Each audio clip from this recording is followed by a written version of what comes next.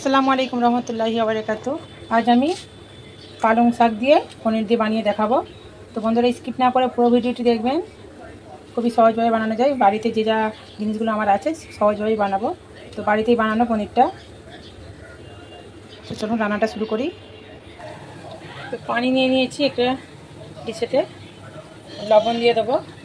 পানিটা ফুটে গেলে আমি পালং শাকটা যে বেছে রেখেছি পরিষ্কার করে সেটা আমি দিয়ে দেবো।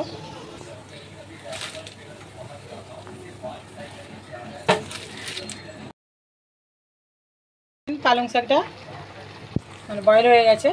তো আমি এখন গ্যাসটা ছট করে বন্ধ করে ঠান্ডা পানি দিয়ে ধুয়ে নেব। এদিকে আমি একটা প্যান নিয়ে নিয়েছি, প্যানেতে একটু সরষের তেল দিয়ে দিয়েছি। তেলটা গরম হয়ে গেলে আমি জিরে রেখেছি, জিরেটা দিয়ে দেবো।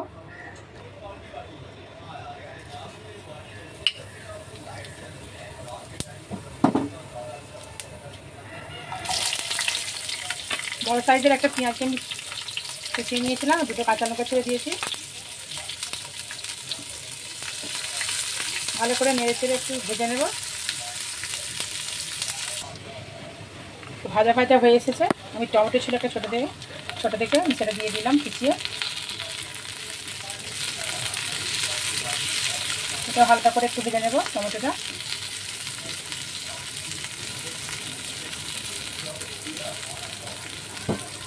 আদা রসুনের আমার পেস্ট বানিয়ে ফেলেছিলাম আমি, সেটাই আমি কাজে লাগিয়ে নেবো এখন।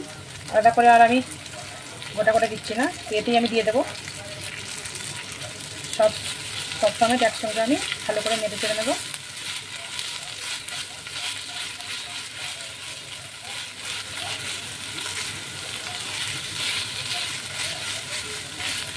আদা রসুনের গন্ধটা চলে গেলে আমি গ্যাসটা বন্ধ করে দেবো।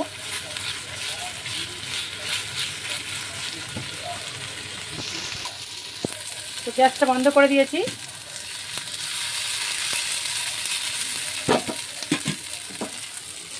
যে আমি পালং শাকটা বয়েল করে রেখেছিলাম, পানি ঝরিয়ে ঠান্ডা পানি থেকে আমি ভালো করে ধুয়ে নিয়েছিলাম, সেটা আমি দিয়ে দেবো সবটা এতে। তো আমি কিউব রেখেছিলাম বরফে, আমি দিয়ে দিলাম 5-6টা। দিয়ে ভালো করে আমি এটা গ্রাইন্ড করে নেব। তো গ্রাইন্ডটা করে নিয়েছি বন্ধুরা, দেখুন ঠিক এরকম হবে, স্মুথভাবে।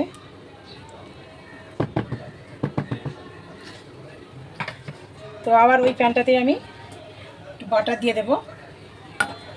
তো বাটার বা ঘি আমি ইউজ করবো এখানে। তো আপনারা চাইলে যে কোনো জিনিস ইউজ করতে পারেন। যে পনিরটা কুচিয়ে রেখেছিলাম সেটা আমি হালকা করে ভেজে নেব।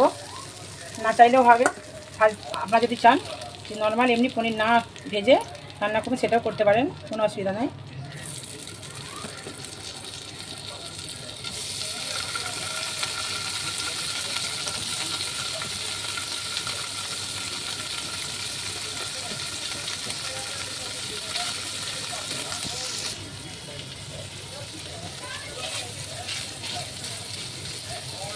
হালকা করে এদিক ওদিক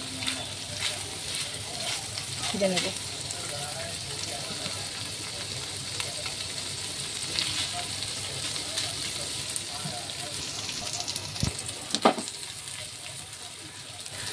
ভাজাটা হয়ে গেছে, আমি উঠিয়ে নেব।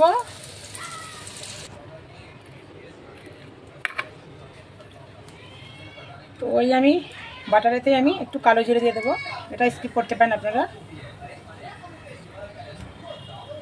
যে পেস্টটা বানিয়ে রেখেছিলাম সেটা আমি দিয়ে দেবো।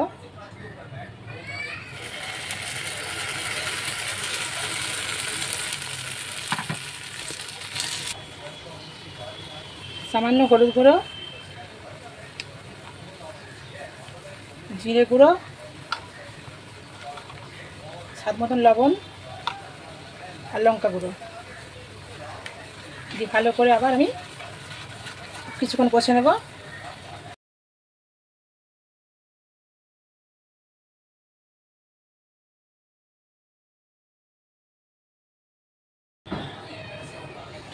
একটা কাঁচা লঙ্কা আমি গোটাই দিয়ে দিলাম।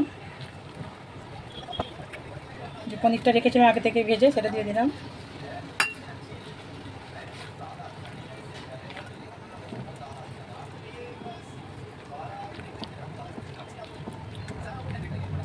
গরম পানিটা আমি একটু দিয়ে দেব।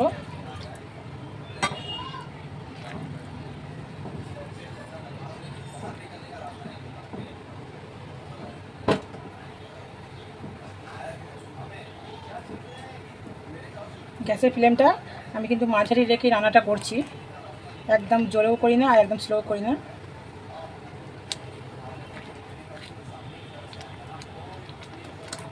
ব্যাস আমার মোটামুটি রান্নাটা অর্ধেকের বেশি হয়েই গেছে। এবার এখন আমি কাসুরি মেথি রেখেছি, সেটা দিয়ে দেবো উপর থেকে।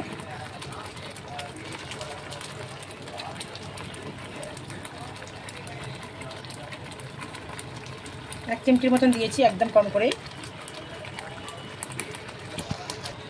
উপর থেকে একটু বাটার ছড়িয়ে দিলাম। ব্যাস রান্নাটা আমার হয়ে গেছে। ঢাকনা দিয়ে চাপা দিয়ে দেবো আমি।